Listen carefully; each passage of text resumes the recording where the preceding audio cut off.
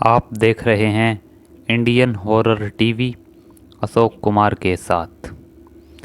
तो वीडियोस को लाइक और शेयर कीजिए और चैनल को सब्सक्राइब कीजिए। आइए बढ़ते हैं कहानी की तरफ। यह कहानी राहुल और उसके दोस्तों की है। राहुल एक यूट्यूबर है और वह यूट्यूब पर हॉरर वीडियो बनाता है। वह अलग अलग हॉन्टेड प्लेस पर जाकर वीडियोस बनाता है।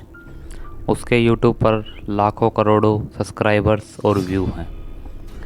एक बार राहुल ने किसी से मेघ की भूतिया हवेली के बारे में सुना।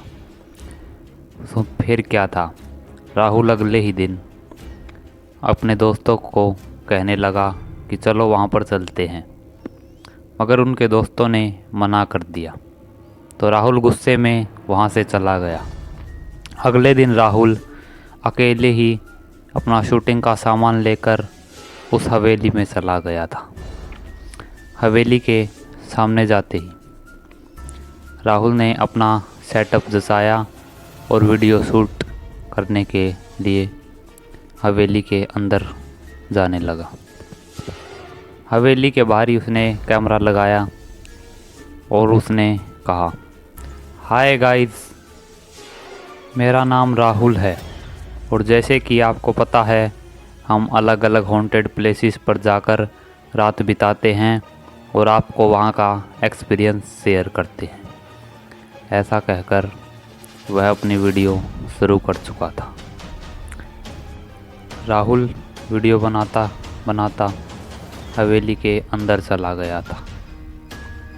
हवेली के अंदर जाते ही कुछ ऐसा महसूस हुआ। कुछ अजीब सा एहसास उसे अपने आसपास लगने लगा था। अगले दिन पुलिस स्टेशन में राहुल के दोस्त उसकी गुमशुदगी की रिपोर्ट लिखाने लगे।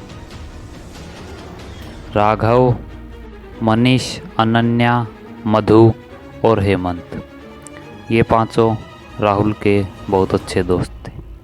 वह पुलिस स्टेशन में खड़े थे।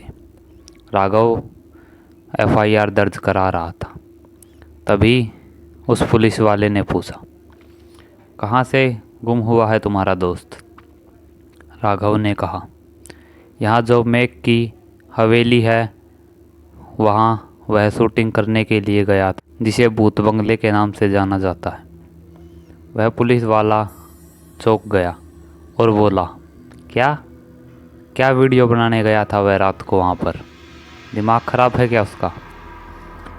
राघव ने कहा, दरअसल वह एक यूट्यूबर है और वह यूट्यूब पर हॉरर वीडियोस बनाता है सर, और इसी सिलसिले में वह हम सबको भी वहाँ ले जाना चाहता था, मगर हमने किसी कारणवश मना कर दिया था और वह जिद पकड़कर ही बैठ गया और अकेले ही उस हवेली में चला गया।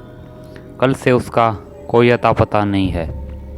प्लीज़ सर, आप जल्दी से जल्दी राहुल को खोज निकालिए। पुलिस वाले ने कहा, ठीक है, हमने एफआईआर दर्ज कर ली है, अब तुम लोग जा सकते हो। ऐसा कहकर वह पुलिस वाला वहाँ से चल दिया। राहुल के दोस्त पुलिस स्टेशन से बाहर निकले और अपनी कार की तरफ जाने लगे। जाते जाते अनन्या ने कहा, गाइस, हमें एक बार उस हवेली में जाकर देखना चाहिए, क्या पता हमें राहुल मिल ही जाए। तभी हेमंत ने कहा, यार बात तो तेरी ठीक है, चलो हम उस हवेली में जाते हैं। ऐसा कहकर सभी दोस्त उस हवेली की तरफ जाने लगे। कुछ ही देर में वह हवेली के सामने थे।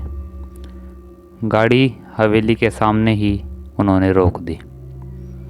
हवेली बहुत ही पुरानी और जर्जर हो गई थी। वह बहुत खंडर भी हो गया था। हवेली के बाहर एक गेट लगा हुआ था।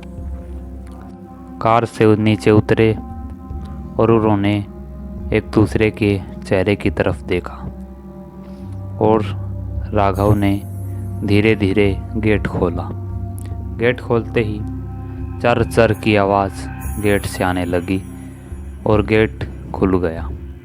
सभी अंदर दाखिल हो गए। सभी यहाँ वहाँ देखते हुए आगे बढ़ रहे थे। तभी मधु ने कहा, यार गाइस, हमें वापस जाना चाहिए। हमें नहीं लगता कि हमें अब राहुल मिलेगा। तुम्हें तो पता ही है लोग इस हवेली के बारे में क्या कहते हैं। तभी अनन्या गुस्से से मधु की तरफ देखते हुए चिल्लाते हुए कहा, क्या से क्या मतलब है तुम्हारा? क्या हुआ है राहुल को? कुछ नहीं हुआ है राहुल को। अनन्या राहुल से बहुत प्यार करती थी और वे दोनों जल्द ही शादी करने वाले थे। अनन्या का रोकर बड़ा बुरा हाल हो गया था और अनन्या ने रोते रोते कहा, यार हमें एक बार अंदर जाना चाहिए। तभी मनीष ने कहा, नहीं यार, हम ऐसे अंदर नहीं जा सकते। हमारे पास कुछ भी तैयारी नहीं है। अब अगर हम सचिन की भूल की तरह ही बेवकूफ़ी हरकत करेंगे तो हम भी अंदर फंस जाएंगे। राघव ने कहा, ठीक है।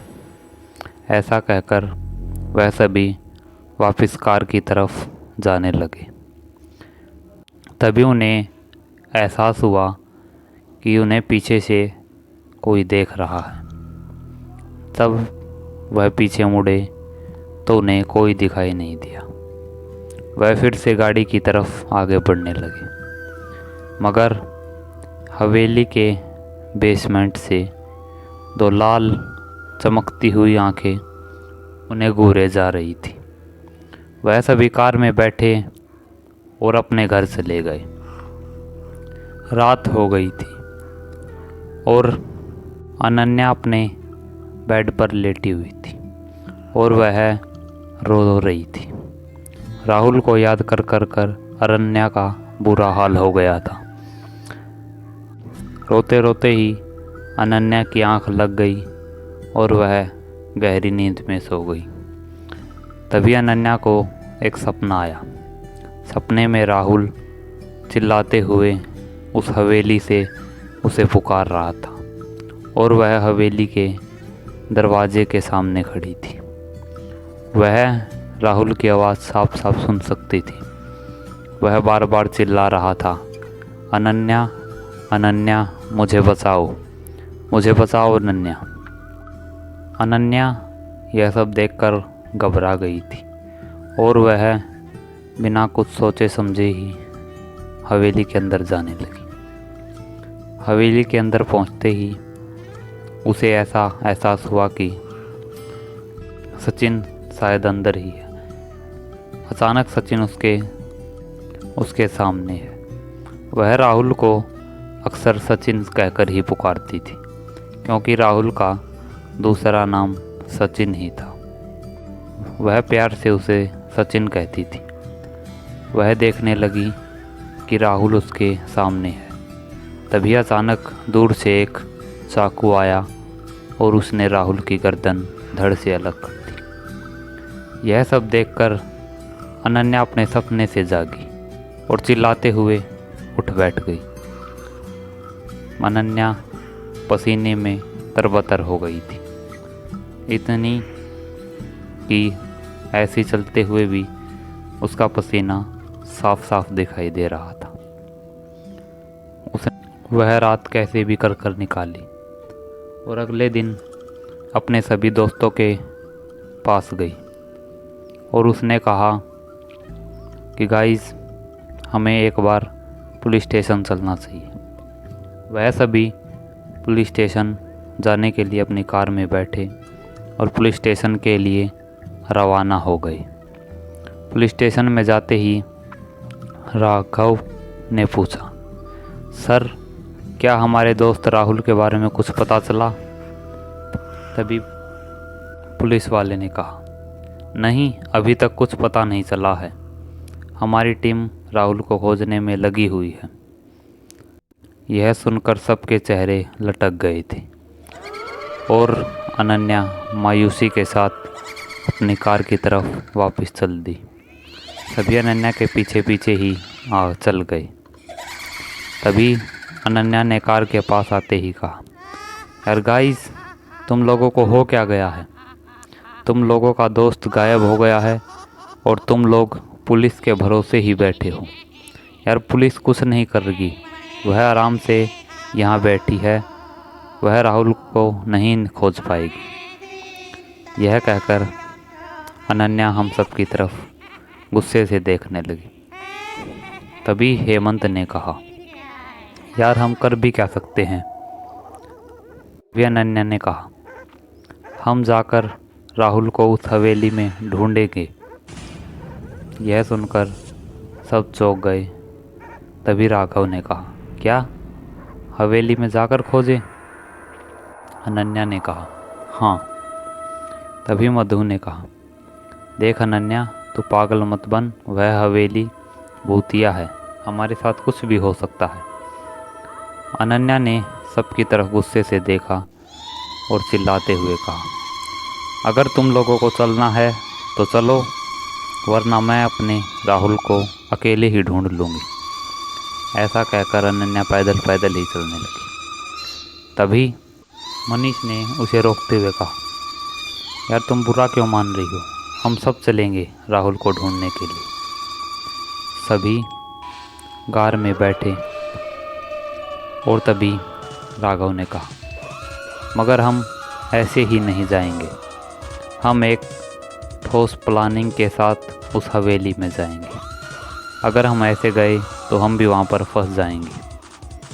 वह हवेली बहुत बड़ी है और उसमें लगभग पता नहीं 25 से 30 कमरे, एक से ज़्यादा भी हो सकते हैं। हम एक एक कमरे में अगर राहुल को ढूंढेंगे तो हमें अलग अलग बढ़ना होगा। इससे हम सब की जान खतरे में पड़ सकती है। हम एक ठोस प्लानिंग के साथ ही वहाँ पर जाएंगे और राहुल को खोज कर लाएंगे। ऐसा कहकर वह सभी अपने अपने घर की तरफ चल पड़ी। पुलिस की जीप उस हवेली के सामने आकर रुक गई थी और उसमें से वह पुलिस वाला और 3-4 कांस्टेबल उसके साथ थे। वह उस हवेली के तरफ बढ़ने लगे। उस हवेली के अंदर जाकर उन्होंने देखा कि चारों तरफ सन्नाटा छाया हुआ है। वह दिन के समय वहाँ गए थे।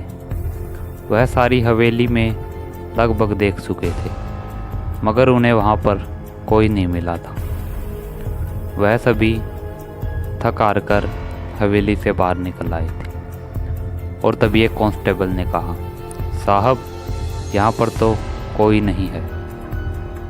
तभी उस पुलिस वाले ने कहा, हाँ पता नहीं वह कहाँ गया होगा, जिंदा भी होगा या मर गया। ऐसा कहकर वह सभी अपनी जीप की तरफ चल पड़े और वहाँ से जीप स्टार्ट कर निकल गए। अगले दिन घव, अनन्या, मधु, हेमंत और मनीष सभी साथ में थे और तभी उन्होंने कहा, मनीष तुम्हारा क्या कहना है, हमें दिन में चलना चाहिए या रात में?